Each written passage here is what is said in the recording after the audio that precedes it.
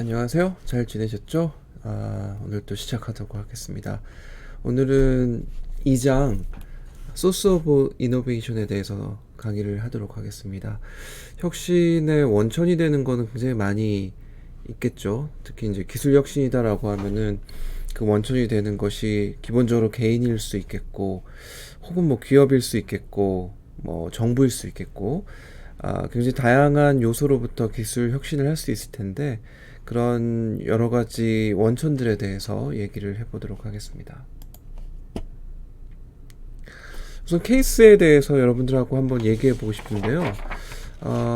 카메라 필이라는 그 사례인데, 기븐 이미징이라는 회사의 카메라 필이라는 겁니다.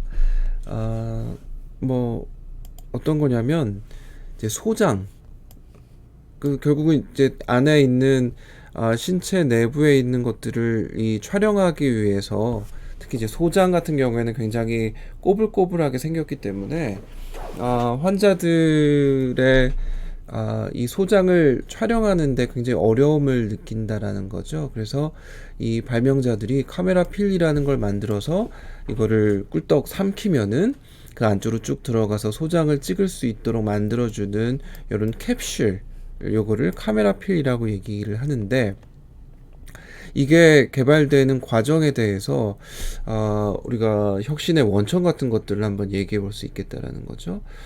혁신의 원천을 생각해 보자면은 가장 기본적인 게 크리에이티비티겠죠. 창의성이 좀 높으면은 혁신을 할 수 있을 건데, 개인의 혁신이 좋더라도 크리에이티비티가 높더라도 혁신하지 못하는 경우도 있고, 크리에이티비티가 높지 않더라도 이노베이션 네트워크에 의해서 혁신을 할 수 있는 경우도 꽤 있다라고 얘기는 할 수 있을 것 같아요. 그래서 단순하게 우리가 크리에이티비티만 중요하다라고 볼 수는 없겠고, 많은 사람의 집단 지성에 의해서 혁신적인 것들을 만들어낼 수도 있겠죠. 그래서 요 케이스는 그런 얘기들 좀 한번 해보려고 집어넣은 거고요. 가브리엘 이단이라는 사람하고 요 과학자들 이 팀이 같이 이 카메라 필이라는 걸 만들었는데, 히스토리를 보면은 이단이라는 사람은 일렉트로 옵티컬 엔지니어입니다. 그러니까 전자 광학 이런 쪽의 엔지니어 인 거죠. 이 사람이 그런 쪽의 그 백그라운드를 가지고 있고, 그걸 바탕으로 해서 미사일을 만드는 쪽에 몸을 담고 있는 그런 사람이었고, 메디컬 백그라운드는 전혀 없는 사람이었죠. 뭐 이 의료 장비나 이런 쪽으로는 별 관심이 없는 사람이었는데, 이 사람이 일을 하다가 안식년으로 한 뭐 1년 정도 보스턴으로 그 안식년을 갈 수 있도록 그렇게 만들어 졌고, 거기에서 같이 코웍을 하는 스카파라는 사람이, 이 사람이 이제 요쪽과 위장과 관련된 그런 지식을 가지고 있는 사람이었죠. 그래서 초창기에 이 스카파라는 사람이 요 그 카메라 필이라고 나중에 명명되긴 했지만, 요런 프로덕트를 한번 만들어 보자라는 프로젝트를 처음 시작을 했고, 이단한테 이 내장을 바라보는 요런 기계에 대해서 기술을 알려주었던 거죠. 내장이 가장 어려운 점은 굉장히 많은 트위스트가 있다는 게 문제일 것 같아요. 많이 꼬여 있다라는 거죠. 그리고 이 회전하는 턴도 굉장히 많고, 그래서 엑스레이가 좀 어렵고, 그리고 내시경, 이게 좀 쉽지 않다는 거죠. 위내시경 같은 경우나 대장내시경 같은 경우는 가능할 수 있을지 모르겠지만, 소장내시경, 이거는 굉장히 어려운 부분이 있다. 그래서 이런 문제를 어떻게 해결할 수 있을 것인가 라는 게 제기가 됐고, 이 내장을 보는 아주 좋은 아이디어를 한번 내보자 라는 것들을 가지고 이 프로젝트를 진행을 했지만, 결국은 뭐 이단도 이 팀에 투입이 돼서 같이 프로젝트를 진행했지만 별다른 그 해법은 찾지를 못했어요. 그러다가 10년 뒤에 이 여러 가지 기술들이 개발이 되면서 비로소 이 카메라 필이라는 게 개발이 되게 됐다는 거죠. 그래서 2단이 요 미사일 컨셉을 가지고 내장 그 소장을 한번 보는 이 문제를 해결해 보고자 미사일 엔지니어니까 그런 쪽으로 한번 아이디어를 냈지만 해결을 못 하다가 10년 뒤에 여러 가지 기술들이 나오게 되면서 이런 문제들이 해결이 되기 시작을 했다는 거죠. 일단 어떤 문제가 있을까? 여러 가지 문제가 있었는데 일단 뭐 이 기술을 적용하기 위해서는 삼켜야 되기 때문에 사이즈 문제가 있었고 또 작은 그 디바이스에 넣어야 되기 때문에 이미지 퀄러티에 대한 문제, 또 기술이 많이 발전을 못했다는 문제가 있었고, 그 다음에 배터리의 문제, 이게 안에 들어가서 견뎌줘야 되는데 배터리가 배터리 시간 같은 것들이 조금 커버가 안 되는 문제가 발생을 했다는 거죠. 그래서 이 문제를 해결하기 위해서 여러 가지 그 기술들이 고안이 되는데 일단 첫 번째로 뭐 쓸 곳이 좀 부족하네요. 좀 지저분하더라도 이해해 주세요. 일단 배터리 문제는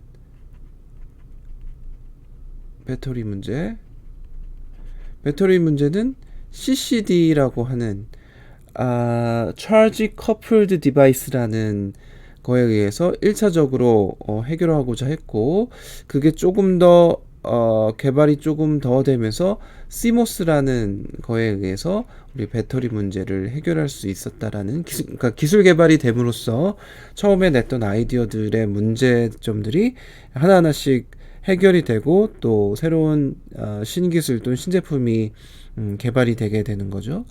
두 번째는 라인 문제가 있었는데 라인 문제. 이 라인 문제는 와이어리스 엔도스코피라는 그러니까 어쨌든 와이어리스가 돼야 되겠죠. 무선으로 돼야 되겠고 엔도스코피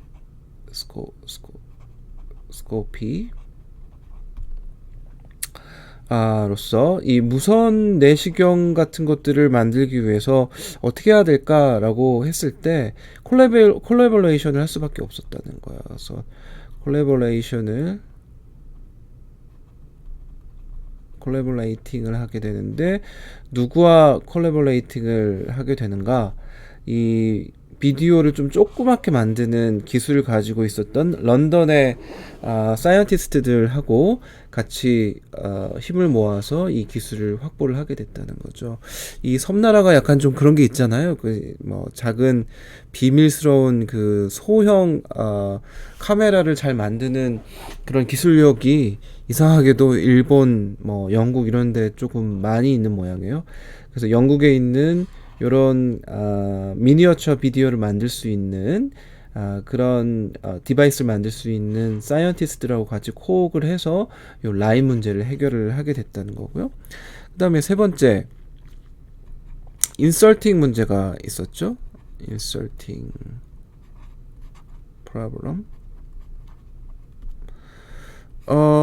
결국은 이거를 먹을 거냐 아니면 외과 수술처럼 해가지고 서지컬리 인서트 할 거냐라는 이슈가 있었죠.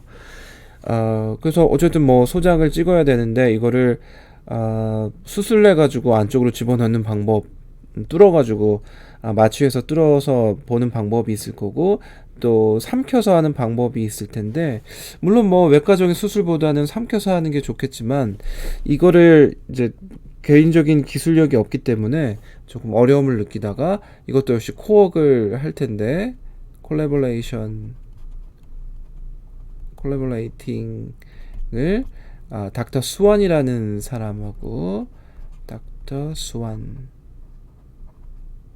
스웨인인가요? 스완인가? 이 사람하고 같이 코옥을 하게 되는데 이 닥터 스웨인이라는 사람은 해부학의 전문가였다라는 거예요. 그래서 인체 내에 해부학적인 지식을 많이 갖고 있기 때문에 이 넘겼을 때 성공적으로 소전까지 갈 수 있도록 만들어주는 그런 기술력을 확보할 수 있었다는 거죠. 그래서 캡슐 엔도스코프가 이런 단계를 통해서 만들어지게 됐다는 거예요. 그래서 이런 기술력을 가지고 이제 제품을 만들었으니까 일단 돈이 필요하겠죠. 어, 가브리엘 메론이라는 사람하고 파트너십을 맺어서 캐피탈을 확보를 하고 커머셜라이제이션을 하게 됐고요. 또 좀 전에 얘기했던 스웨인이라는 사람, 혹은 뭐 런던에 있는 와이어리스 엔도스코피를 만들 수 있는 이런 사람들과의 코옥을 통해서 컴플리멘터리 날리지를 취득을 하게 된 거죠. 그래서 이 굉장히 혁명적인 프로덕트를 만든 이후에 여러 컴피티션이 있었지만 결국 이 기업이 기술의 패턴트, 그러니까 특허를 만들어서 그 컴피티션의 최종 승자가 됐다라는 거고요. 또 초창기에 들어갔기 때문에 이 회사가 만든 그 소프트웨어 그리고 하드웨어 이런 것들을 하스피털이나 또는 클리닉 이런 쪽에 미리 공급을 해서 결국은 이 워크스테이션하고 소프트웨어, 비디오 카메라, 팩 또는 캡슐 뭐 이런 것들을 하나의 패키지로 시스템으로 공급을 함으로써 먼저 자리를 잡게 되고 이제 이 비슷한 것들을 만드는 회사들로 넘어가기 위해서는 스위칭 코스트가 있으니까 결국 최종적인 승자가 됐다라는 거죠. 그리고 이 케이스에서 우리가 여러분들이 뭐 한번 그 얘기를 스스로 한번 나눠 보십시오. 이런 그 백그라운드가 전혀 메디컬 백그라운드가 없는 그런 전문가가 이런 새로운 혁신을 어떻게 할 수 있었을까? 뭐 이런, 그리고 사이언스 푸시나 또는 디맨드 풀 이런 관점에서 이 카메라 필이 어디에 속하는 걸까? 라는 거, 그리고 다른 업체하고 같이 코옥을 함으로써 얻게 되는 장점이 무엇이었을까? 뭐 이런 얘기들을 여러분들이 한번 생각을 해보고 얘기해 볼 수 있을 것 같아요. 결국 이 그 케이스에서 얘기해 보고 싶은 거는 자기 혼자 크리에이티비티에 의해서 혁신을 이룰 수 있을까? 굉장히 어려운 케이스들이 많이 있다는 겁니다. 그래서 콜라보레이션을 통해서 다른 이노베이션의 소스로부터 아이디어를 가지고 와서 코어에 의해서 최종 결과물을 낼 수 있는 케이스도 굉장히 많다. 물론 자기가 혼자서 고잉 솔로에서 결과물을 내는 경우도 있지만 많은 부분들이 최근에는 오픈 이노베이션이라는 관점에서 개방형의 혁신으로 다른 쪽에서 만들어진 아이디어들을 활용을 하는 경우 굉장히 많아졌다, 이렇게 얘기할 수 있겠습니다. 닌텐도를 한번 볼까요? 좀 전에 제가 오픈 이노베이션 얘기를 했었는데 우리 기술혁신에서는 굉장히 핫한 이슈로 자리를 잡고 있습니다. 이 그 개방형 혁신이라는 게. 그런데 개방형 혁신이라는 게 요즘 트렌드긴 한데 이 개방형 혁신이 항상 좋은 것일까? 여러분들이 한번 생각을 해보면 좋을 것 같아서 핫 이슈로 한번 넣어봤습니다. 닌텐도의 사례인데 닌텐도가 한때 굉장히 핫했던 적이 있잖아요.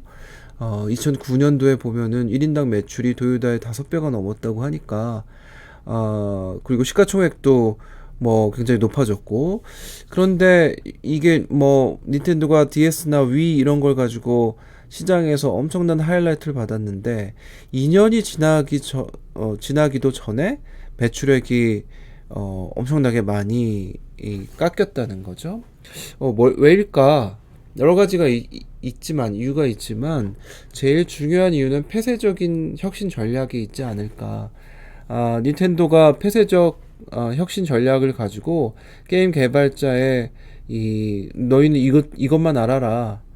우리가 돌아가는 거는 다 컨트롤하고 너희는 게임만 개발을 해라 라는 식으로 했기 때문에 초기에는 양질의 게임을 만들 수 있는 장점이 있었지만, 이런 전략들이, 폐쇄적인 전략이 최종적으로는 스마트폰이 등장하면서 굉장히 오픈되어 있는 그런 환경 속에서 적응을 하지 못했다는 거죠. 그러니까 스마트폰이라는 게 진짜 여러 골로 가게 만들었는데 이 토요타 닌텐도도 바로 그런 케이스라고 얘기를 할 수 있을 것 같아요. 그래서 한번 얘기를 해봅시다. 오픈 이노베이션이라는 게 굉장히 좋은 것만 얘기를 해 줄 수 있을 것인가, 개방의 혁신으로 성공을 거둔 기업들이 뭐 대표적으로 이제 P&G가 있는데, 이 개방의 혁신이라는 책도 많이 나와 있잖아요. 그 책들을 읽어보면은 이 P&G가 제일 많이 등장하는 사례죠. 그래서 이 케이스들을 보면은 오픈 이노베이션 굉장히 좋다라고 얘기를 할 수가 있는데, 항상 그렇지만은 않다. 이 체크 포인트가 있는데, 우리가 어떤 걸 체크를 좀 해봐야 될까? 오픈 이노베이션 하기 위해서 그 크리티컬 석세스 팩터를 우리가 정해 줘야 될 거다. 개방의 혁신을 하는 데 있어서 우리의 핵심 역량까지 오픈을 할 것이냐라는 거죠. IBM 사례를 보면은, 우리 IBM 뭐 초창기에 굉장히 PC 시장에서 IBM하고 PC하고 맞붙었을 때 IBM이 개방 전략을 선택을 했습니다. 회로도 같은 거, 이 핵심이 되는, 이 PC에서의 핵심이 되는 회로도 같은 거, 그리고 데이터 입출력 방식을 결정하는 프로그램 소스 코드까지, 하드웨어하고 소프트웨어를 모두 공개를 했죠. 그래서 개인들까지도 부품을 구입을 해가지고 그냥 컴퓨터를 조립을 할 수 있는 그런 정도까지 만들어 놨다는 거예요. 그래서 이게 자리를 잡으면은 IBM이 PC 시장을 주도하는 것처럼 이제 보였지만, 결국은 이런 개방 전략이 컴팩 같은 조금 더 IBM PC보다 성능이 좋은, 그리고 또 저렴한 가격으로 팔 수 있는 기업들이 나오게 되면서 IBM PC보다 다른 제조사들의 IBM 호환 PC가 더 많이 팔리게 된 거예요. 그래서 IBM이 사실 우리 사실상 표준이라는 디팩토 스탠다드, 사실상 표준이라고 우리가 얘기하죠. 사실상의 표준. 이 사실상의 표준을 결정지을 수 있는 기회가 IBM한테 있었는데, 자신들이 가지고 있는 이 핵심 역량, 이거를 다 오픈함으로써 다른 조립업체들한테 자신의 영향력을 상실할 수 있도록 그렇게 만들어준 거죠.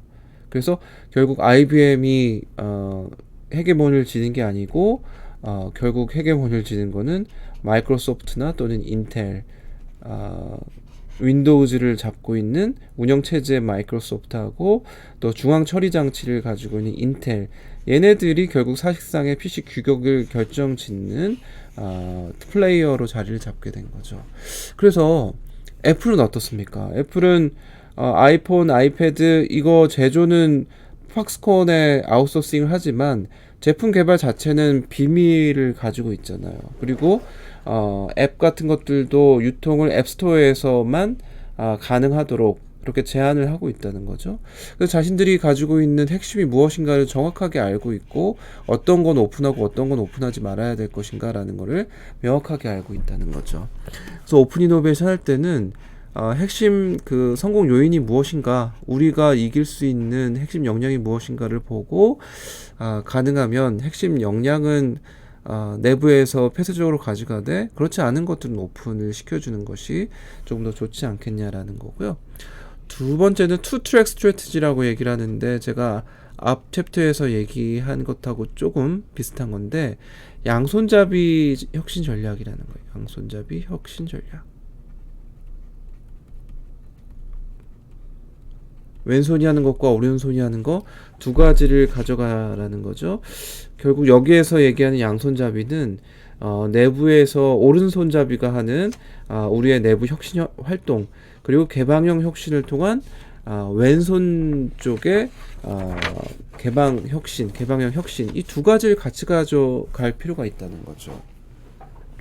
예를 들어 안드로이드를 생각해 봤을 때, 스마트폰 관점에서 봤을 때는 이 구글이 안드로이드 포맷을 가지고 스마트폰을 제조하는 쪽에서의 지배력을 더 높일 수 있기 때문에, 삼성하고 LG 같은 경우에는 이 내부적인 스마트폰 운영 체제가 없는 상황에서 구글이 주는 것걸 가지고 지금까지는 잘해왔는데 이 내부에서 지속적으로 운영체제를 개발하는 노력들 이런 것들을 해줄 수 있어야지 구글에서의 영향력을 언젠가 벗어날 수 있다는 거죠.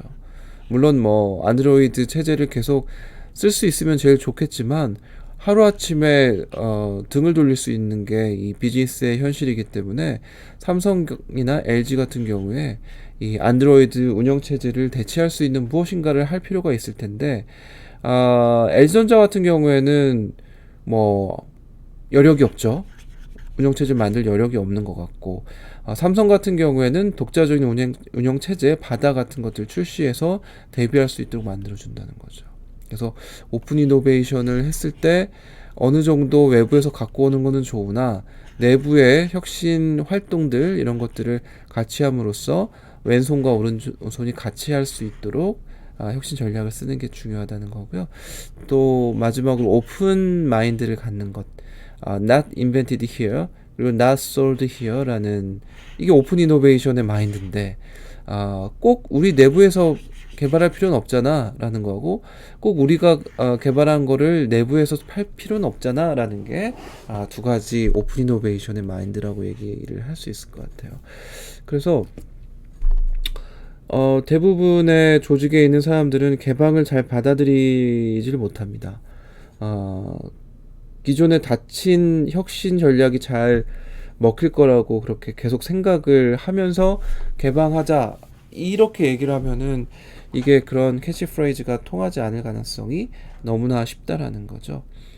그래서 이런 마인드가 자리를 잡고 양손잡이 혁신 혹은 개방형 혁신의 필요성 인지하고 비전과 목표가 공유돼야지 이게 혁신을 할 수가 있다라는 거죠. 그래서 오픈 이노베이션에서는 바로 우리가 그런 얘기들을 조금 더 해볼 수 있을 것 같고요. 소스 오브 이노베이션의 굉장히 핵심적인 내용들인 이 외부에서 뭔가 갖고 온다라는 것들이 여기에서는 우리가 디스커션이 돼야 될 필요가 있을 것 같아요.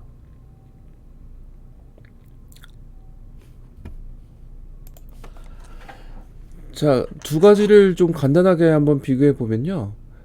클로스트 이노베이션 프린시플들은 뭐 바로 이런 거죠. 아마 우리를 위해서 똑똑한 사람들 우리가 우리 필드 워크에서 일하고 있다라고 믿는 거고 그렇지만 오픈 이노베이션에서는 우리 스마트한 사람들이 꼭 우리를 위해서 일하는 거는 아니야. 외부에 우리보다 똑똑한 사람들이 어딘가에 있고 또 그들의 지식이 있을 거야. 우리는 그거를 액세스를 해야 돼. 라는 그런 개념을 가지고 있는 거고요. 또 크로스드 이노베이션에서는 R&D로부터 프로핏을 얻기 위해서는 우리 스스로 뭔가 개발을 해야 돼 라고 생각한다면 굳이 우리가 프로핏을 얻기 위해서 리서치로부터 꼭 시작할 필요가 있을까? 라는 얘기들인 거죠.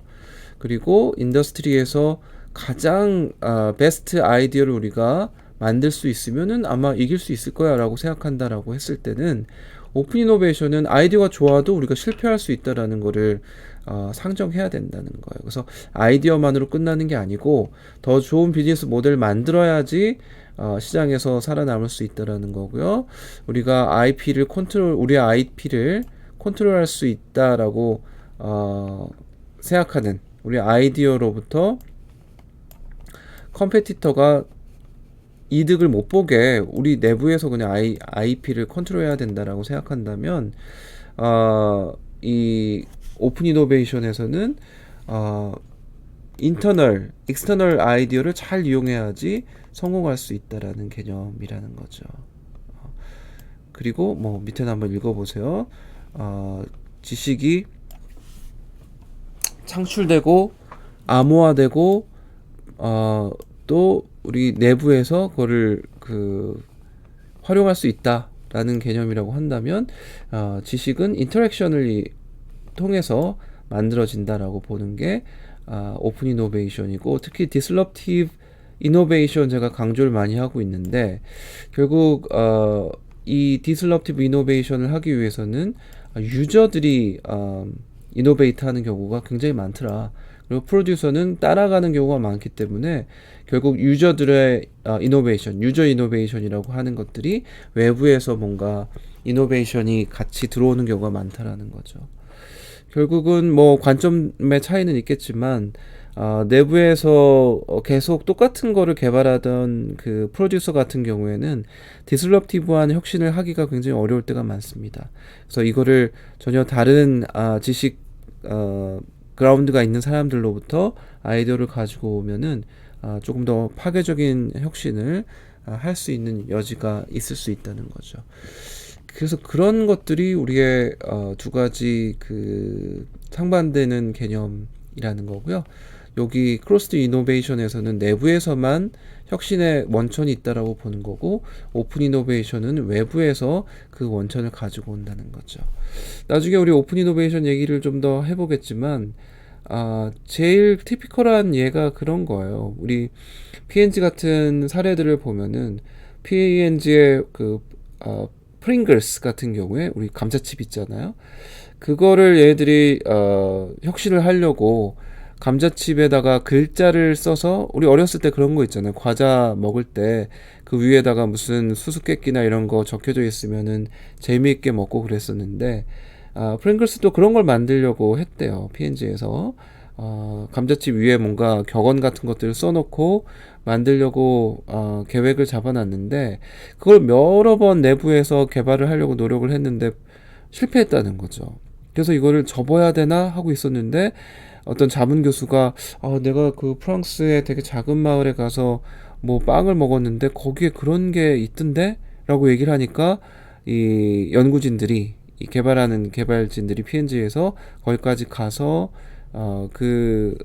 빵집에 가가지고 노하우를 알아왔다는 거죠.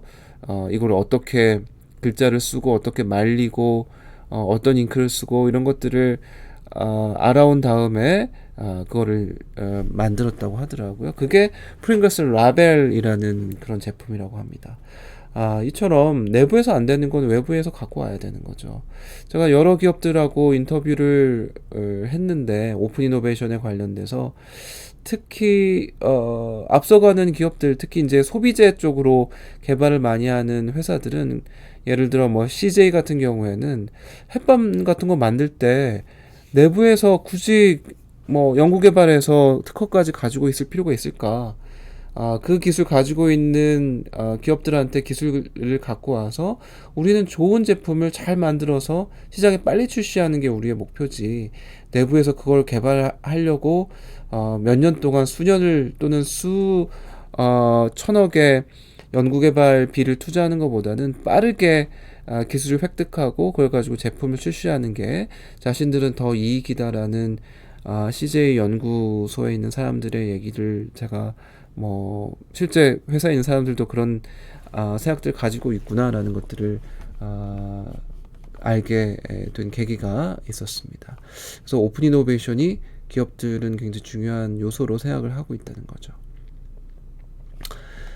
그래서 이노베이션의 소스들을 보면은 기본적으로는 인디비주얼이라고 볼 수 있겠죠. 개인의 크리에이티비티를 가지고 혁신을 하는 경우도 있고, 또 펌들, 개인이 모여있는 기업들이 혁신을 하는 경우, 또 기업이 좀 어려운 경우에는 산학협력을 통해서 아이디어를 가지고 오는 경우, 그 다음에 정부의 펀드 리서치를 통해서, 정부의 출연연구소 같은 것들이 있으니까 그쪽에서 뭐 애트리 같은 곳에서 하는 일들이죠.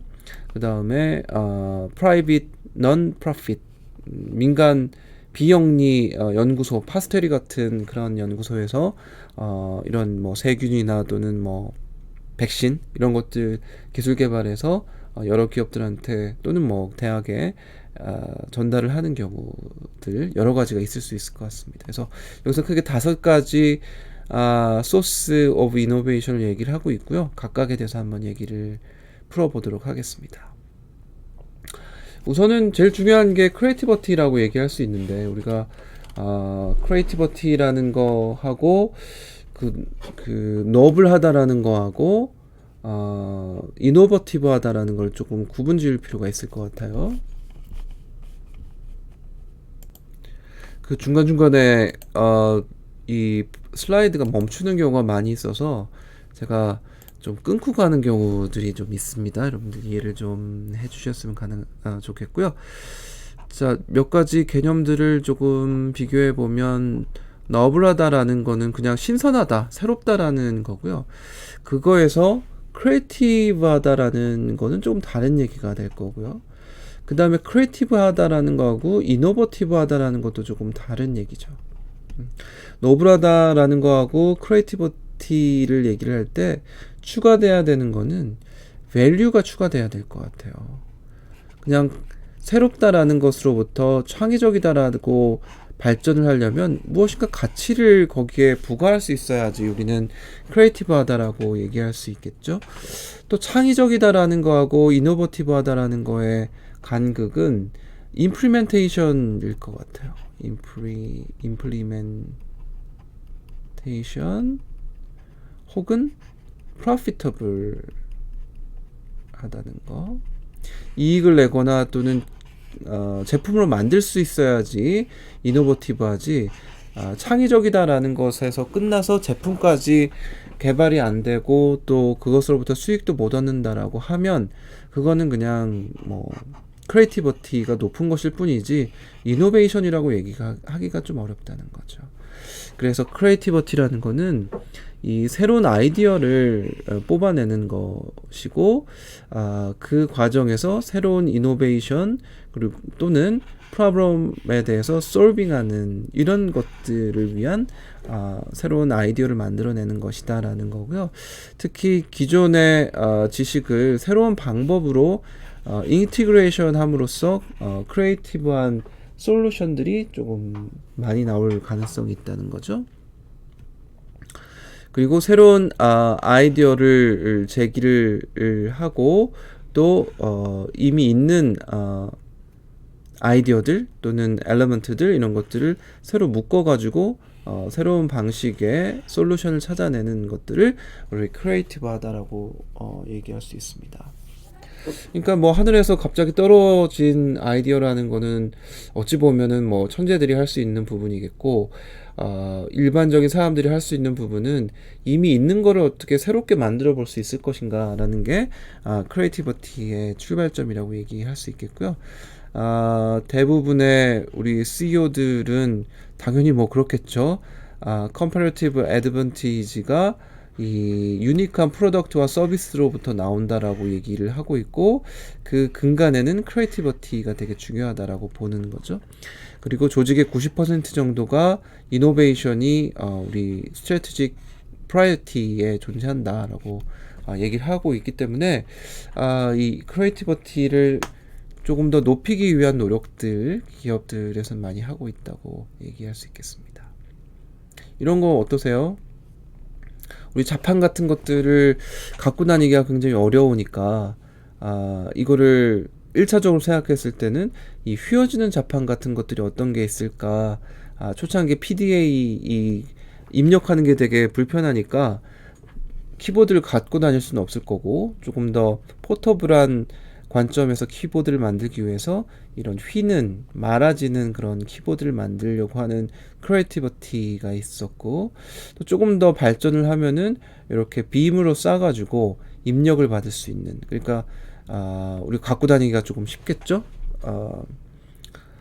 키보드가 이렇게 뭐 휘어지고 굽혀진다고 해서 갖고 다니기가 쉬운 건 아니기 때문에 좀 깔끔하게 이렇게 빔을 가지고 레이저로 자판을 만들어서 어디에서나 입력을 할 수 있도록 만들어주는 제품들, 이런 것들이 크리에이티브한 것들이 많이 나오고 있다는 겁니다. 크리에이티비티의 특징들을 보면요, 크게 이제 개인의 크리에이티비티하고 조직의 크리에이티비티 둘로 구분을 지어 볼 수 있을 건데, 개인이 크리에이티비티가 높다라고 얘기하기 위해서는 크게 여기서는 한 뭐 6가지 정도를 얘기를 하고 있네요. 제일 먼저 얘기할 수 있는 게 지적 능력이죠. 개인의 지적 능력이 첫 번째라고 얘기할 수 있겠습니다. 그래서 일단 IQ가 좋아야지 크리에이티비티가 높다라는 거고요. 그거는 아이디어를 아티큘레이션 할 수 있는 그런 능력이라고 얘기할 수 있겠고요. 두 번째는 일단 지식이 좀 많이 있어야 되겠다. 아는 게 많아야 되겠다는 거죠. 그렇지만 이게 지식도 약간의 약간 논쟁거리가 있을 수 있는 게 너무 많이 알면은 크리에이티비티에 별로 안 좋은 영향을 끼칠 수도 있다라고 얘기를 하죠, 우리가 흔히. 그래서 어떤 로직이나 패러다임 이런 거에 너무나 많이 알기 때문에 그것으로부터 벗어나서 새롭게 크리에이티브한 아이디어를 뽑아내기가 또 좀 어려운 경우도 많이 있다라고 볼 수 있겠어요. 그래서 아예 크리에이티비티를 높이기 위해서는 거기에 대한 지식이 없는 사람이 더 많은 크리에이티브한 아이디어를 낼 수 있다라는 얘기도 하긴 하는데, 우리가 좀 컨트롤 잘 해야 되겠죠. 일단 지식이 없는데 크리에이티브한 아이디어가 맨 땅에서 나오기는 어렵기 때문에 거기에 대한 지식이 없으면 너무 트리비얼한 그런 아이디어가 나올 수 있기 때문에 어느 정도 지식은 갖춰줘야 되겠다. 그렇지만 너무 많이 알면은 크리에이티비티가 좀 낮아질 수 있기 때문에 우리가 많이 아는 베이스에서 어떻게 하면 크리에이티비티를 좀 높일 수 있을까라는 노력들을 해줘야 될 것 같아요. 그래서 기본적으로 난리지가 조금 높아야지 크리에이티비티가 높아진다는 거고요. 또 생각하는 스타일, 새로운 방식으로 생각하려고 하는 그런 노력들, 그리고 개인적인 성향도 영향이 있을 것 같아요. 그래서 자기가 자신감 같은 것도 있어야지 크리에이티비티가 높다는 거고요. 또 모티베이션, 스스로 모티베이션 되는 거죠. 내가 이걸 함으로써 뭐 인정을 받게 될 것이다 라는, 또는 스스로 내가 한층 올라선 것 같다라는 느낌, 이런 것들 가지고 동기부여를 할 수 있으면 크리에이티비티가 높다고 볼 수가 있겠고, 그 다음에 환경, 내가 처한 현실이 이 아이디어를 냈는데도 별로 뭐 평가를 못 받는다, 인정도 안 해준다라고 하면 누가 크리에이티브가 높은 아이디어를 낼 수 있겠습니까? 그래서 환경에 따라서 크리에이티비티가 높아지고 낮아지고 한다고 볼 수 있겠죠. 그러니까 우리가 항상 이 선천적이냐 후천적이냐 이런 것들을 항상 얘기를 하는데, 크리에이티비티라는 거는 선천적인 것도 있지만 후천적인 거에 의해서 더 업그레이드가 될 수도 있다라고 얘기할 수 있는 거고요. 특히 우리 기술경영에서 얘기하는 거는 이 시스테믹한 방법을 통해서 크리에이티비티를 어떻게 높일 수 있을 것인가라는 게 우리한테는 좀 중요한 겁니다. 개인적으로 각각 뭐 아이디어가 좋고 크리에이티비티가 높으면 제일 좋겠지만, 기술 경영에서는 뭔가 경영을 해줘야 되기 때문에 여러 개인들의 능력은 똑같다, 일반적이다라고 보여지고, 이거를 시스테믹하게 어떻게 조금 더 높은 수준으로 높일 수 있을 것인가라는 게 우리가 고민하는 부분이라고 볼 수 있겠습니다. 그래서 개인이 일단 중요하고, 그 개인이 모여서 이루어진 조직 안에서 어떻게 크리에이티비티를 바라볼 것인가, 일단 어떤 기능을 제공함으로써 조직적인 크리에이티비티를 높일 수 있겠죠. 그래서 조직 안에 인디비주얼들의 크리에이티비티가 높으면 전반적으로 높다라는 건 인정하지 않을 수 없다는 거고, 다만 소셜 프로세스와 또 컨텍스처럴 팩터에 의해서 이 분위기 혹은 기업마다 그게 다르겠죠. 우리는 굉장히 개인적인 그런 그 능력들도 크리에이티비티 측면에서 높고, 이 사람들이 계속 인터랙션하는 그런 분위기가 있고, 또 궁극적으로 이 사람들한테 리워드도 해주는 그런 환경에 있다라고 하면 조직의 크리에이티비티가 높아질 수 있다라는 겁니다. 그래서 일단 조직에서는 크리에이티비티가 높은 사람들을 뽑아야 되겠고, 이 사람들이 들어와서 또 뭐 바보가 되면 안 되니까 같이 우리의 프로세스를 잘 갖춰줌으로써 인터랙션을 잘 할 수 있고, 그것으로부터 리워드를 받을 수 있도록 그렇게 서포트를 해준다는 거죠. 어떻게 하면 좋을까? 아이디어 컬렉션 시스템, 서제스션 박스 같은 것들, 제안을 할 수 있는 그런 박스를 줘야 된다는 거고, 특히 크리에이티비티를 높일 수 있는 트레이닝을 좀 해줄 필요가 있는 거죠. 창의력을 높여주는 훈련 같은 것들 기업에서는 많이 하고 있는데, 그런 것들이 전파가 되면은 전반적으로 크리에이티비티를 높일 수 있는 그런 활동 같은 것들이 영향을 줄 수 있다라는 거고요. 또 인커리지 해주는 컬처 직접 뭐 리워드를 주진 않더라도 뭐 조금 이제 평가를 높게 해주는 거죠. 상도 주고 함으로써 평가를 높게 해주는 방식이 조직의 크리에이티비티를 높이는 방법이라고 얘기할 수 있겠습니다.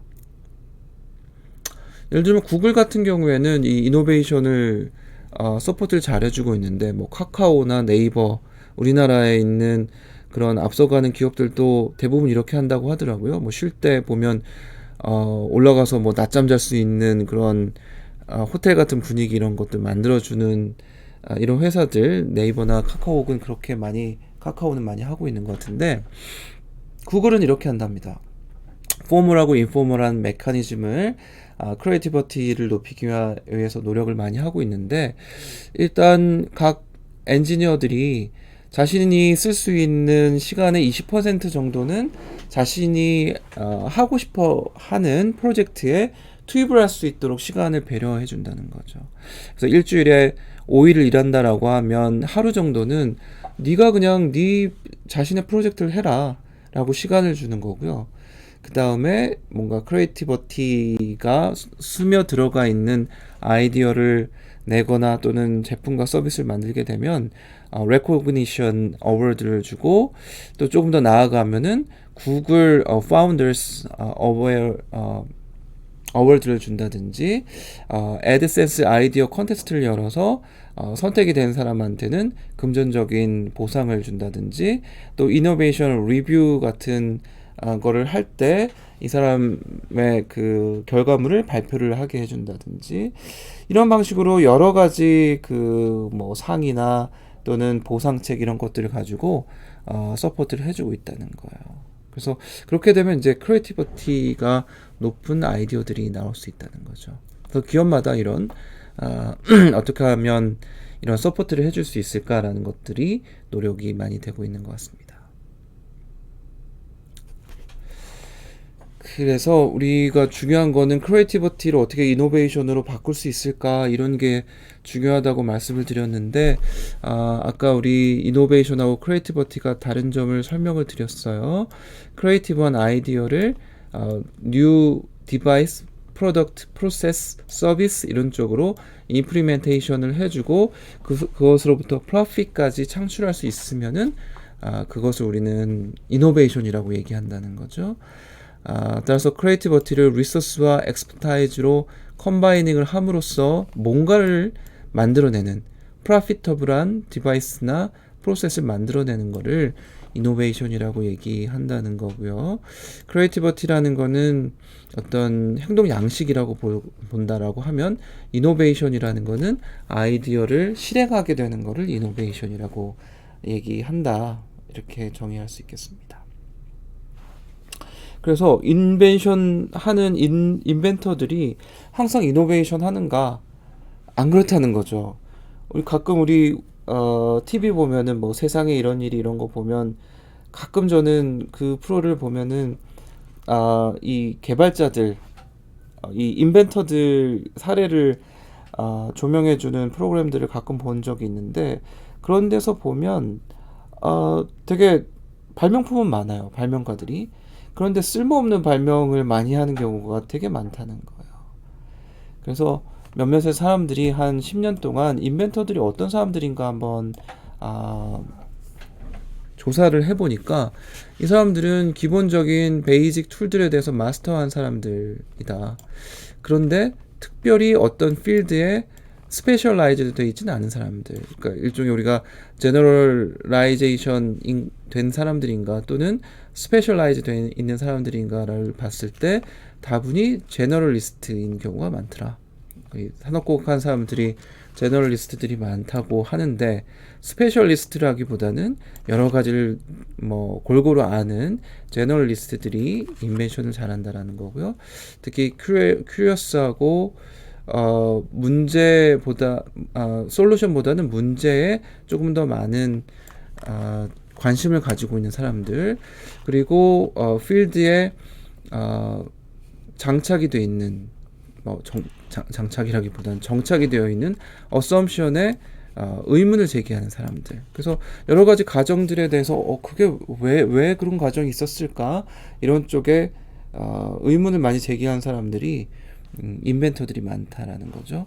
그리고 모든 지식들이 이 병합이 될 수 있도록, 통합이 될 수 있도록 하는 그런 능력을 지니고 있어서 로컬 솔루션보다는 글로벌 솔루션을 찾아다닌 사람들이라고 볼 수 있겠습니다. 그래서 작은 문제에 대한 솔루션을 찾는 것보다는 넓은 영역을 커버할 수 있는 글로벌 솔루션을 찾는 사람들이 이 제너럴리스트라고 얘기할 수 있는데, 인벤터들은 바로 그런 제너럴리스트인 경우가 굉장히 많다라고 보는 거죠.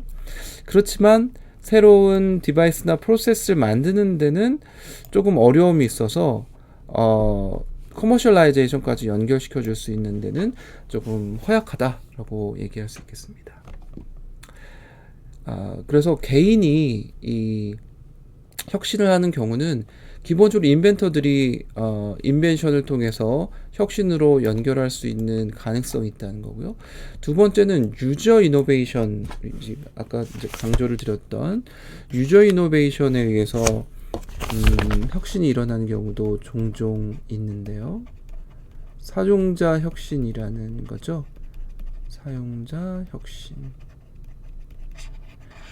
인벤터들보다 사용자들이 훨씬 필드에서 적용될 수 있는 이노베이션을 많이 할 수 있다는 거예요. 왜냐하면 자신의 니즈를 잘 이해하고 있기 때문에 이 혁신을 수행하기 위한 모티베이션이 잘 되는 거죠.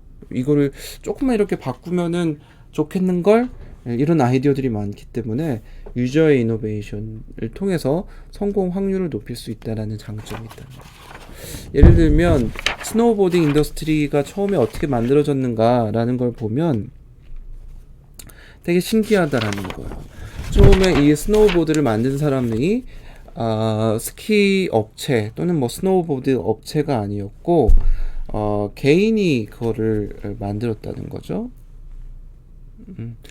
그래서 처음에 스노우보드가 나온 게 스포츠 이퀴먼트나 매니팩처러에 의해서 만들어진 게 아니고 인디비주얼에 의해서 새로운 이 스키 방식, 눈에서 뭔가 내려올 때 좀 스키는 약간 뭐 스피드를 즐길 수는 있겠지만 약간 이 스릴을 조금 더 느끼려고 한 사람들의 니즈가 있었는데, 이 스키는 좀 S자가 조금 넓게 이렇게 되잖아요. 그래서 스노우보드 같은 경우는 저는 뭐 스노우보드 익숙지가 않아서 못 타봤는데 스노우보드 타는 사람들 보면은 이 회전이 굉장히 많이 돼 있어서 좀 재밌게 타는 것 같더라고요. 그런 방식으로 조금 더 새롭게 눈을 타고 내려와 볼까라는 사람들의 니즈에 의해서 이 스노우보드가 만들어졌다는 거예요. 그래서 탐 심스 같은 경우에는 스키보드라는 거를 자기 우드샵 클래스에서 공부를 하면서 만들었고, 셔먼 퍼핀이라는 사람은 스누퍼라는 거를 자기 딸을 위해서 스누퍼를 만들어줬다라고 하더라고요. 그리고 후에 스너핑이라는 컨테스트를 개최를 해서 이 스누퍼와 같은 지금의 이제 스노우보드 같은 것들을 아이디어를 내서 새로 만들어서 제시할 수 있도록 그렇게 만들었다는 거고요. 제이크 버튼이라는 사람은 이 스노우보드가 그냥 쭉 내려오면 스피드가 너무 빨라지고 제어가 잘 안 되니까 그 밑에다가 러버 스트랩을 넣어서 바인딩 하기 위한, 스누퍼에다가 바인딩을 하기 위한 그런 부품들을 거기다 덧대기 시작을 한 거죠. 그래서 그런 거를 이제 초창기에 만들어지고 그 이후에 커머셜라이제이션이 됐다는 거예요. 그래서 회사를 세우고 그 다음에 프로토타입을 만든 다음에 팔기 시작을 하니까 1980년도가 돼서야 메이저 스키 매니팩처들이 들어와서 이 스노우보드를 만들기 시작을 했다는 거죠. 그래서 굉장히 많은 스노우보드가 만들어지게 됐는데 처음에 초창기에 시작이 된 거는 유저들이 이거를 만들어서 하나하나씩 업그레이드가 되면서 시장에서 팔리기 시작하면서 메이저 매니팩처러들이 들어오기 시작을 했다라는 겁니다. 유저 이노베이션 사례 중에 제일 재밌는 게 이 회사 퀄키라는 퀄키라고 해야 되겠죠? 퀄키사가 이런 거를 중개해주는 사이트 서비스인데, 예를 들면 이런 거예요. 각자가 내가 이런 아이디어를 가지고 유저로서 사용하다 보니까 이런 걸 쓰면 좋겠는데 라는 디자인을 올리고 거기에 대해서 사람들이 이제 보우팅을 합니다. 그래서 어떤 아이디어가 좋은가라는 것들을 선정을 하게 되고 그거를 가지고 이 퀄키사가 스스로 뭐 만들든지 아니면 뭐 아이디어 낸 사람이 만들든지 해서 프로토타입을 만들고 제품화를 만든 다음에 퀄키사에서 판매를 하게 되고 아이디어를 낸 사람한테 수익의 일부를 주는 방식으로 비즈니스 모델이 만들어져 있다는 거죠. 예를 한번 들어볼까요? 미국의 제이크라는 학생이 회전형 멀티탭이라는 아이디어를 퀄키사에 제안을 하게 됩니다. 우리가 멀티탭을 이용을 할 때 저는 지금도 그런데 직선으로 되어 있는 멀티탭을 이용을 할 때 잘 안 꼽히는 문제가 발생하는 거죠. 이렇게 두꺼운 애들은 이런 식의 뚱뚱한 애들이 하나가 들어가게 되면 옆에 있는 건 못 쓰게 된다는 거예요. 그래서 여러 개를 쓰고 싶은데 이게 너무 뚱뚱해서 안 쓰여지는 거에 대한 문제가 있더라. 그래서 피벗 파워라는 거를 해서 이렇게 옆으로 돌리게 되면 이 스페이스가 살아나서 옆에 있는 것까지 꽂을 수 있다라는 거죠. 그래서 이 멀티탭이 굉장히 많은 매출을 발생했고 그 중에 수익 분배금을 배분금을 얻게 되고 그다음 이 제품 개발에 853명의 기여자들이 거기에 뭐 펀딩을 좀 해주는 사람들도 있었고 아이디어를 더 덧붙이는 사람들이 있었는데 그 사람들도 돈을 받게 되는 방식으로 진행을 하게 되는 거죠. 그래서 아이디어를 내게 되면 30일간 아이디어를 투표를 하게 되는 겁니다. 그래서 투표를 하고 선정이 되면 그거를 가지고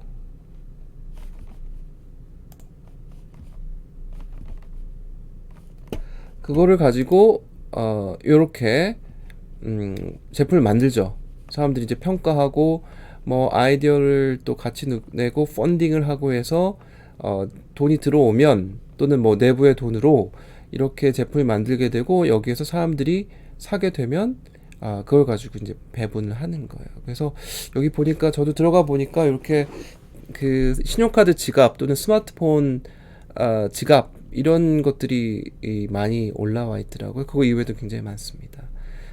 그래서 요거를 뭐 돈을 가지고 이 판매되는 것들 뭐 이런 것들이 이제 스펙하고 얼마나 판매가 됐는가 이런 것들이 이제 나오게 되고요.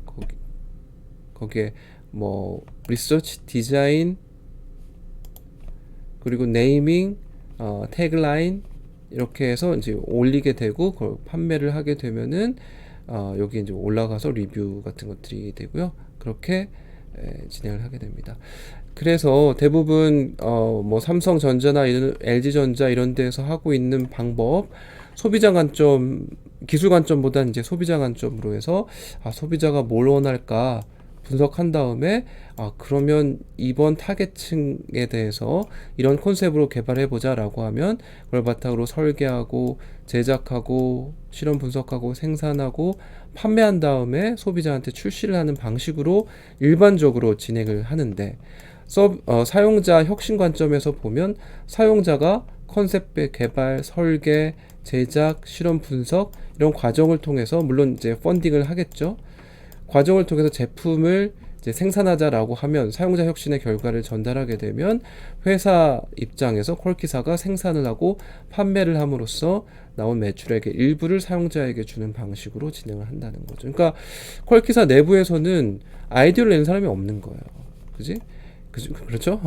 아이디어를 낸 사람이 사용자가 아이디어를 내고 설계 프로토타입도 제작을 해서 이거 되겠는데요 라고 전달하면은 그걸 가지고 생산 판매를 이쪽에서 담당을 하게 되는 이런 방식으로 비즈니스 모델을 가져가는 경우가 있다는 겁니다.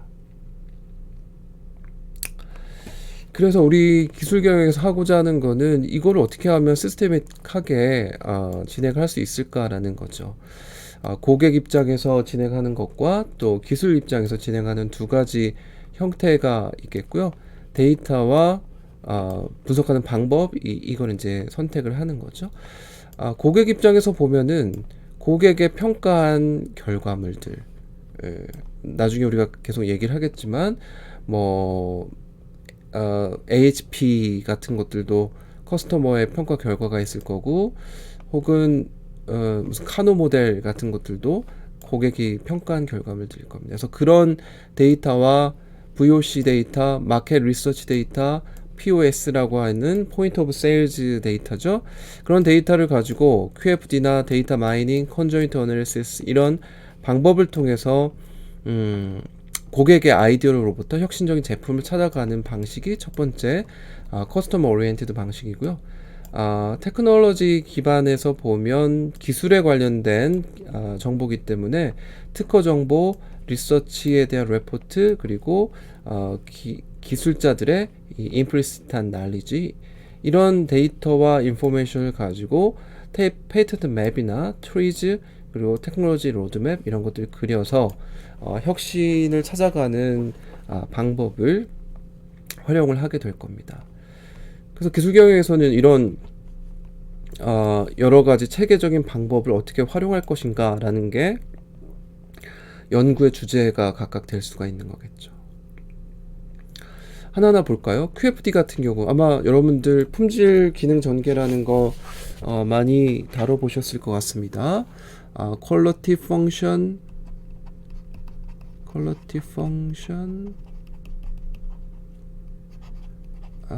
디플로이먼트라는 거죠.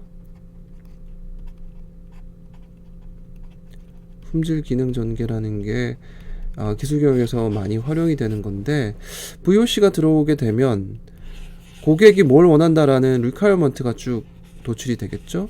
그러면 우리 제품의 펑션 리퀘어먼트를 쭉 위에다가 놓고 하우스 오브 퀄리티라는 HOQ를 만들어서 커스터머의 리퀘어먼트를 제일 많이 만족시킬 수 있는 펑션이 어떤 게 있는가라는 걸 다 평가를 해서, 요게 이제 매트릭스 형태로 평가를 해서 펑셔널 프로덕트 리퀘어먼트들이 순위별로 나오게 되고, 그걸 똑같이 이쪽으로 가져가게 되면 이 펑션을 어떤 프로덕트를 가지고 만족을 시켜줄 수 있을 것인가 라는 걸 다시 한번 평가를 하게 되면, 여기에 펑션에서도 이제 등수가 있을 겁니다. 어떤 기능이 고객이 많이 원하는 거더라 라는 게 올라가게 되면, 프로덕트 디자인의 여러 가지 특징들 중에 어떤 게 또 이 펑션, 중요하게 생각하는 펑션을 만족시켜 줄 수 있을까 라는 거를 다 매트릭스로 분석을 해서 평가를 해주는 거죠. 그래서 프로덕트 디자인이 한 10개 정도의 캐릭터리스틱스가 있다라고 하면 10개 돼서 다 평가를 해서 제일 중요한 프로덕트 디자인이 어떤 것인데 라고 결과물이 나오게 되면 스펙이 나오게 되는 거고요. 우리 개발할 프로덕트 디자인 스펙이 나오게 되고, 그걸 다시 한번 이쪽으로 넣어 놓고 그럼 프로세스는 어떻게 하지? 매니팩처링 프로세스의 특징들 중에 어떤 공정이 가장 중요한 공정이 될까라는 것도 여기에서 프로덕트에 대한 디자인의 등수가 이렇게 있으니까 가장 중요한 프로세스 매니팩처링 프로세스가 어떤 게 있는가라는 게 나오게 되면 프로세스의 디자인 스펙이 또 최종적으로 나오게 되는 거죠. 그래서 우리가 뭐 10개 정도의 프로세스가 있다라고 하면 그 중에 조금 중요하게 생각해야 되는 프로세스가 어떤 게 있는가라는 것들로 스펙이 나오게 되는 방식입니다. 결국 이거는 커스터머 오리엔티드 된 거죠.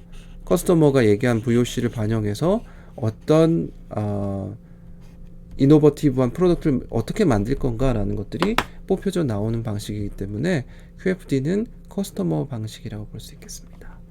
조금 전에 제가 설명드린 거예요. 고객의 리퀘어먼트들이 자동차의 문을 닫을 때 제일 중요한 리퀘어먼트가 어떤 거냐, 밖에서 문을 닫기가 좀 용이해야 되겠다, 언덕에서 자동차 문이 열려있는 상태로 있었으면 좋겠다, 이런 식의 중요도를 평가를 하게 되면 VOC죠. 이런 것들이 그러면 중요하게 생각하는 게 이런 것들이구나, 이런 걸 만족하기 위해서 우리의 프로덕트 디자인을 어떻게 해야 될까, 이런 매트릭스를 만들어서 높은 정해관계, 부해관계, 높은 부해관계, 크게 이렇게 4가지로 나누는데, 뭐 여러분들이 원하는 방식대로 할 수가 있겠죠. 이거를 높은 정해관계는 9점, 얘는 뭐 3점, 얘는 3점, 얘는 마이너스 9점, 이런 식으로 점수를 주게 되면 결국 여기가 9점이 되는 거고요. 여기가 마이너스 3점, 여기가 마이너스 3점, 9점, 마이너스 3점 이런 식으로 점수를 주게 되는 거죠. 관계를 분석한 다음에 그 다음에 가중치합을 하면 됩니다. 여기 이렇게 하면 이게 9점이면 9, 7, 63 이렇게 63점이 나오고, 얘도 이제 곱해줘서 27 곱하기 27 빼기 73, 21이니까 42. 그러면 몇이죠? 마이너스 15인가요? 이런 식으로 점수를 다 더하게 되면, 야, 고객의 리퀘어먼트를 제일 많이 반영할 수 있는 게 아마 이건가요? 이거가 될 것 같은데요. 문짝 밀폐 저항이 이번에 커스터머들이 제일 중요한 디자인 팩터더라. 이거를 조금 열심히 해야 되겠는 걸 이렇게 생각할 수 있겠죠. 그래서 그런 식으로 계산을 해주게 되는 겁니다. 대표적으로 제가 말씀드린 게 QFD고요. 그 다음에 기술 기반으로 분석하는 건 어떤 게 있을까? 시스테믹하게 그냥 아이디어를 생각한다고 머리에서 그냥 떨어지는 게 아니고, 이런 시스테믹한 방법을 얘기를 하고자 하는 건데, 트리즈 같은 것도 시스테믹하게 아이디어를 낼 수가 있는 거죠. 트리즈가 활용되는 거는 기술적인 문제를 트리즈가 정의한 여러 가지 패턴 중에 어떤 걸 활용해서 만들면 될까라는 것들을 정의해 주는 거라고 얘기할 수 있겠습니다. 트리즈라는 거는 되게 오래된 거죠. 1950년대 과학자들이 10년 동안 연구를 해서 특허에 들어가 있는 인벤션이 어떤 프린시플을 가지고 있는가라는 기술적인 문제를 해결하는 40가지 정도의 프린시플들을 뽑아내고, 그걸 가지고 기술적 문제를 한번 해결해 보자라는 이 거대한 프로젝트를 진행을 한 거죠. 그래서 러시아가 아니면 할 수 없었던 게 아닐까라는 생각이 들어요.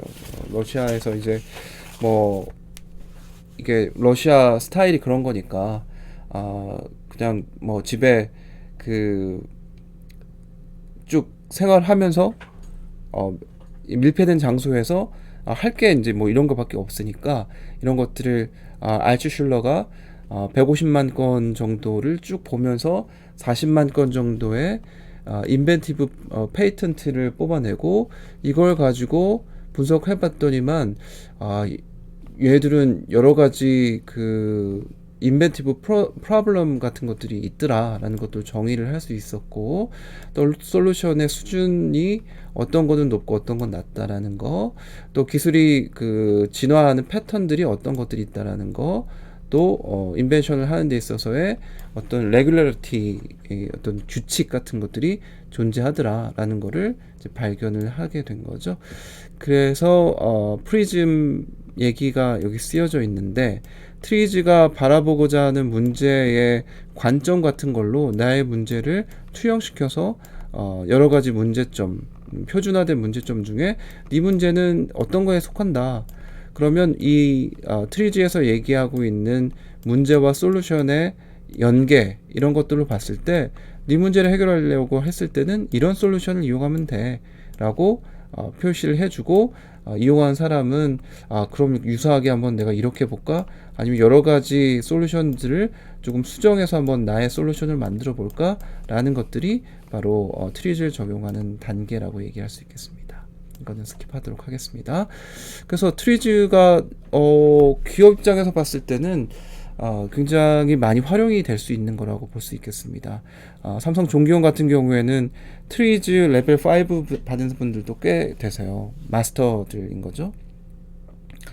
그분들이 하는 방식은 삼성 종기원에서 삼성전자의 연구개발 부서하고 같이 코업을 해가지고 전문적인 지식, 기술적인 지식이 있는 사람들하고 트리즈 전문가들이 같이 들어가서 미팅을 하게 되면, 트리즈 전문가들은 프로세스를 잘 알고 있는 사람들이기 때문에 전문적인 지식이 없어도 트리즈의 여러 가지 프린시플들을 적용하는 그런 방식들을 알려주고, 그걸 가지고 창의적인 문제 해결 방법 같은 것들을 제시를 해주고 있다는 거죠.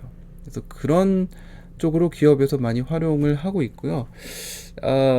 이 트리즈를 가지고 컨설팅하는 업체들도 꽤 많이 있더라고요. 특히 트리즈라는 말을 강조하지 않아도 그냥 연구개발 방법이다라는 걸 가지고 어떤 방법 컨설팅 방법론을 만들어 놓고 그걸 가지고 여러 기업들의 컨설팅 프로젝트를 진행을 하고 있더라고요. 그래서 원가 절감할 건지 아니면 신제품을 만들 건지 이런 쪽으로 들어가서 기술적인 문제를 해결을 많이 하고 있습니다. 문제 해결 방식은 뭐 이런 거죠.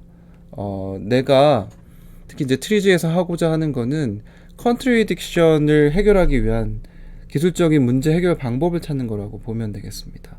그래서 내가 박스의 어떤 단단함을 좀 증가시키려고 하는데 조금 박스 상자에 벽을 두껍게 해서 증가하고 싶은데 문제가 되는 거는 이게 조금 무거워지더라. 그래서 딱딱해지는 건 좋은데 좋아지는 방식인데 이게 무게가 조금 나빠지는 이런 월스닝 피처가 있다라는 거죠.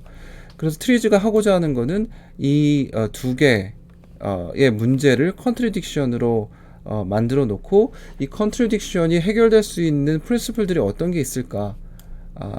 그게 이 트리즈의 그 데이터베이스에서 분석해 볼 때 이 두 가지의 문제를 해결하는 프린시플들은 컴포짓 머티리얼을 이용한다든지 카핑을 해준다든지 뭐 세그멘테이션을 하면은 이런 문제를 해결할 수 있을 거예요 라고 기술적 문제 해결책들을 제시해 주고요.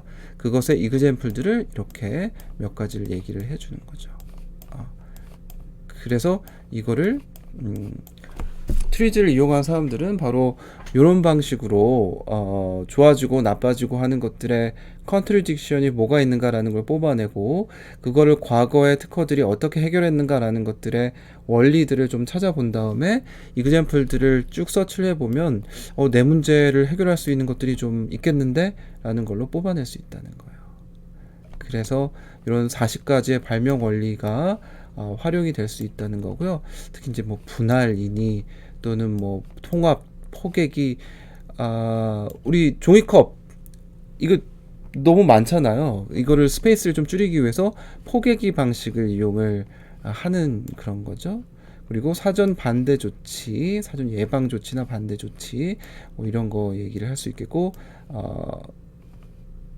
시메트리 체인지 뭐 이걸 이제 어시메트리라고 하는데요. 비대칭으로 하면은 문제가 해결되기도 한다라는 몇 가지의 사전 조치, 사전 반대 조치 이런 것들을 해낼 수 있을 겁니다.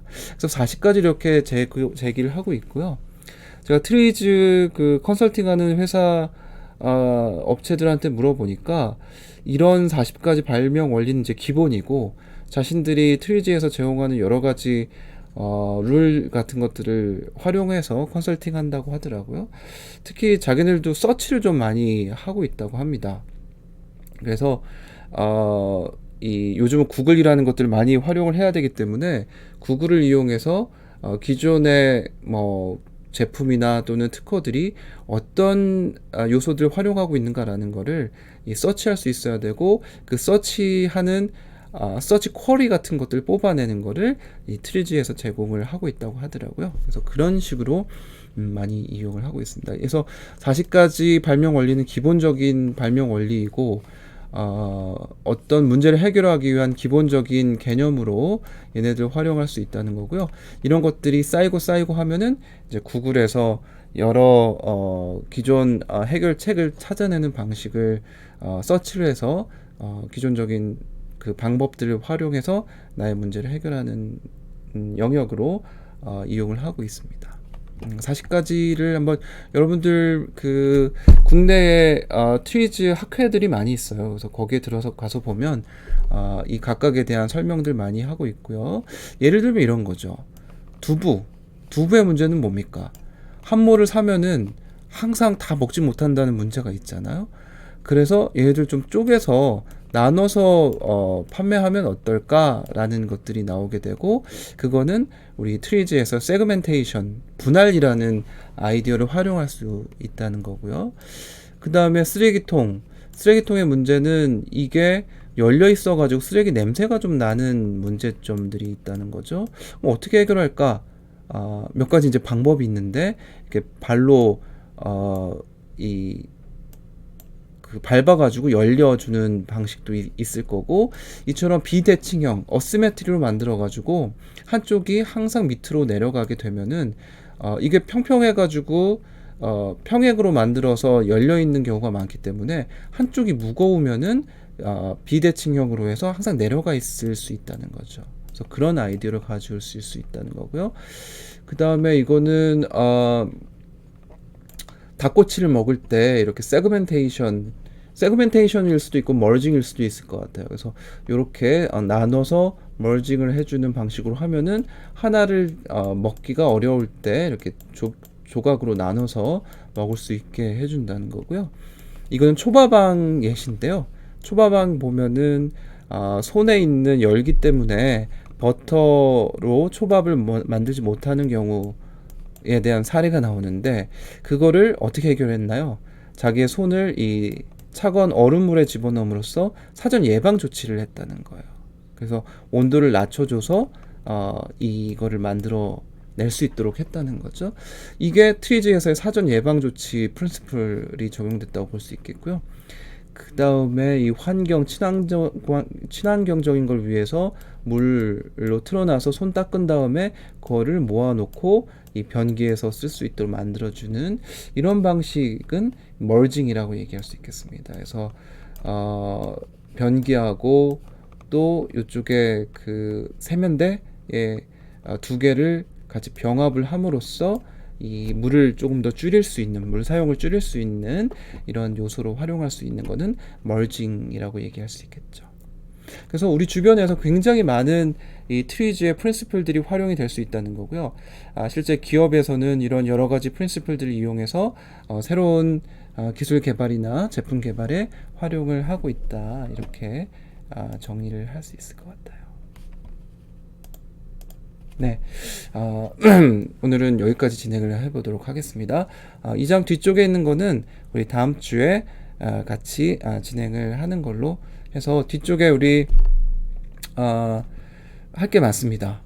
기술에 관련된 시스템적인 방법으로 패턴트 맵을 만드는 것부터 시작해서, 앞에서 우리 개인적인 크리에이티비티를 어떻게 높일 것인가 라는 것들 얘기를 쭉 했는데, 이제 다른 소스들, 펌이나 또는 뭐 네트워크 이용하는 대학이나 또는 정부 또는 뭐 다른 비영리 민간 연구소를 소스로 이용하는 이런 여러 가지들을 다음 시간에 같이 한번 얘기해 보도록 하겠습니다. 네, 수고하셨습니다.